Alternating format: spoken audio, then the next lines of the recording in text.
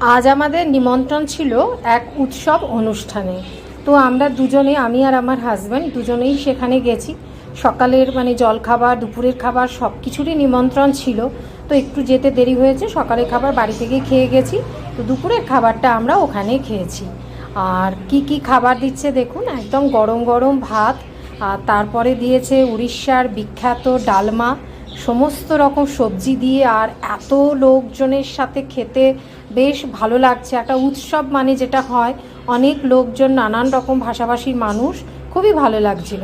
নানান রকম সবজি দিয়ে ডালমাটা খেতে খুবই ভালো হয়েছে। তারপর দিয়েছে পায়েস, আর দেখুন কি সুন্দর, সবাই কি ব্যস্ত। তারপরে দিয়েছিল চাটনি, টমেটোর চাটনি, যেটা খেতে খুব ভালো হয়েছে। এই খাবার দাবার খেয়ে তারপরে আমরা বাড়ি ফিরে এসেছি।